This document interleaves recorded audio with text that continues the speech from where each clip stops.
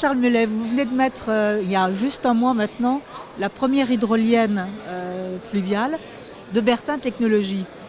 Et en même temps, vous faites votre première COP 21 ou votre première COP tout court d'ailleurs. C'est la première COP effectivement, mais c'est très intéressant de rencontrer plein de partenaires potentiels, de clients potentiels effectivement. Et il y a également des développeurs d'hydroliennes fluviales qui sont présents. Concernant notre hydrolienne qui s'appelle Ura-Bailas, qui veut dire en basque l'eau qui danse, a été donc développée depuis 2 ans et est en cours de test actuellement sur le fleuve Adour, sur le port de Bayonne. Quel est le marché ? Alors le marché est un marché de niche, il n'est pas en France parce que dans la mesure où le principe est basé sur la vitesse du courant, nous avons des fleuves qui sont trop lents en France. Donc on va chercher des marchés de niche en fait dans les pays plutôt en Afrique, éventuellement en Amérique latine, voire en Asie, mais en tout cas pas en France.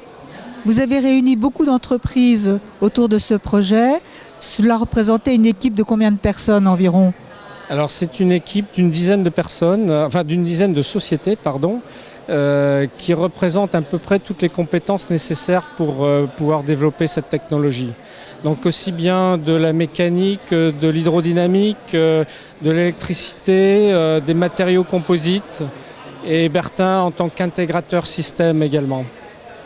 C'est un des très beaux projets de Bertin ? C'est un beau projet de Bertin, c'est pas le seul. Bertin existe depuis quasiment 60 ans et fait de l'innovation depuis 60 ans. Et donc c'est un projet, mais ce qui est nouveau, c'est que nous sommes aujourd'hui dans le secteur des énergies renouvelables. C'est un secteur qui est relativement nouveau et nous sommes en train de développer des compétences dans ce domaine.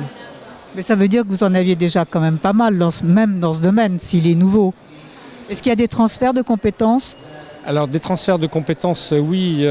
En réalité, on a commencé à retravailler en 2008 sur les énergies renouvelables avec l'énergie solaire à concentration. Sujet sur lequel Bertin et le groupe CNIM avaient travaillé déjà dans les années 70. Donc les énergies renouvelables, ce n'est pas un nouveau sujet pour Bertin. Ça redevient d'actualité compte tenu du contexte écologique, du contexte énergétique, environnemental.